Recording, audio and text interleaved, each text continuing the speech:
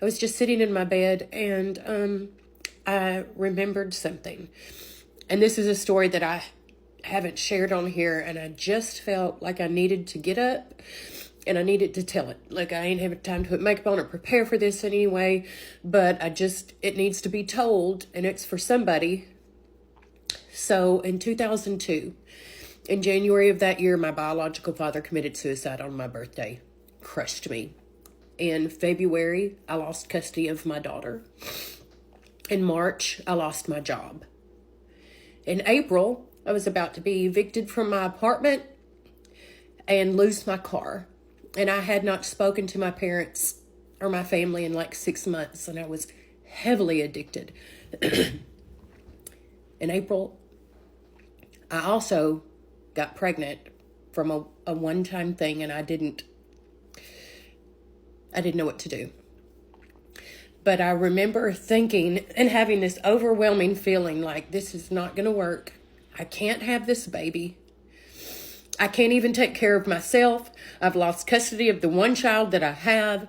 My parents don't speak to me. There's absolutely no way that this is going to work. And so I scheduled an abortion because that made sense to me. It made sense to let this child stay with Jesus, was my thinking. Let this child stay with Jesus and not bring it into my crazy life, because my life was in shambles. Absolute shambles. I was so addicted. I was losing everything. I had no support because my life was a wreck. So I scheduled an abortion. And I remember a few days before the abortion was supposed to take place, I just remember falling on my knees in my apartment because I was so scared. Like, what if this is the wrong decision? And I remember telling God, I was like, God, I don't know what to do. I really don't know what to do. I don't know if this is the right decision or not. Like, is this wrong? It just almost seems wrong to let this baby come into my life, to already put it at a disadvantage, or to just let it stay in heaven with you where it's beautiful and peaceful, and it won't have to come into my mess of a life. I was like, but I don't know what to do, God. And so you've got to let me know something one way or the other. Like, I need to know in my heart what to do, because right now I'm mad and I'm angry and I don't want this baby. And I'm pissed off that I have this decision to make now. So God, you've got 3 days to let me know what to do. And that was that. And I was going to work at the country club for a golf tournament. And nobody knew I was pregnant there. Nobody knew that I was struggling with this. And so I would sit at my tent, and when people would come, I would give them their drinks, and we'd make small talk. And then when it would leave and I would have a moment to myself, I would just put napkins under my eyes and I would just start crying because I didn't know what to do. And then all of a sudden there's a guy that comes up, and he comes up to me, and I had worked for him a couple years ago and hadn't seen him in a couple years. And he walks up to me and he gets his beer, and he goes back to walk back to his golf cart, and he stops and he turns back around to come towards me. And then he stops and he goes back to his golf cart and he sits on it. And then he gets up from the golf cart and he comes over there to me and he says, Angela, I just had to tell you something.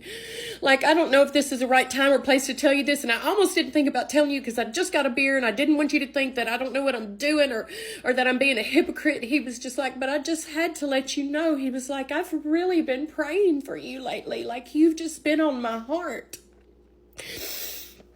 And when I tell you, have you ever seen Mortal Kombat? You know, where they get like this ball of energy and they just like, whoa, and they just shoot it at you.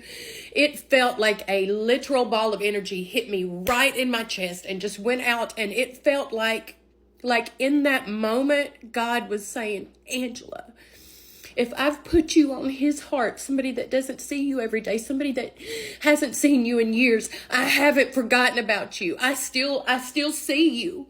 I still know what's going on. Like, I'm working. Instantly, all the hate and all the fear and all the anger that I felt towards this baby was gone. And it was as if God was saying, Angela, when Moses stood at the Red Sea, he had no idea how he'd get across. He didn't know it was impossible. Like, he had no way to get across. All he had was, his only option was me. Angela, this is your Red Sea. Your only option right now is me. If you'll just let me work and let me do something. I'll part this Red Sea. I'll get you and this baby across. And so I just looked at him and I started crying. I was like, you have no idea how perfect your timing was. You have no idea how bad I needed to hear this. I quit. I quit. That was it. I told the guy at the country club, like, I'm going home. And I remember I got in my car and I went and sat in the parking lot at Hibbett Sports and I just wept. And I was like, okay, God, if we're going to have this baby, you need to prepare my parents' heart, because I'm absolutely terrified to tell them. Like, you just have to let them know, because if they freak out, I'm going to freak out. And I waited 3 days. And 3 days later, I drove up to my parents' house for the first time in 6 months or more. And I walked in and my mama looked at me and she said, Angela, what are you doing here? And I was like, I just needed to come see you. And so her and my little sister sat down at a table and we just started talking, and I couldn't take it anymore. And I just blurted it out. I'm pregnant. I'm pregnant. And my mom slaps the table and she looks at my sister and she said, what did I tell you? And my sister looked at me and she said, Angela, 3 days ago, Mom was sitting in her room and I heard her just like groaning and travailing and interceding for you.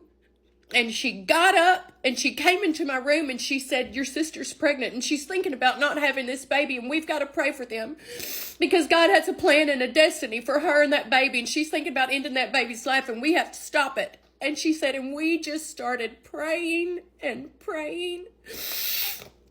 And it was at that moment that I was at the country club thinking about this abortion I'm going to have in 3 days. And at that moment when that guy, Jody, came up to me and he was just like, I've been praying for you. And when God was like, this is your Red Sea and I'm going to part it if you'll just let me. If you'll just let me take control of this situation, I can make it work. That baby is 21, almost 22 years old today. I still had a lot of work to be done on me. But God made a way for all of us. My faith was this big. I had this much. I had just an idea, just a thought that it might be possible, that God could make it work. It was just this much.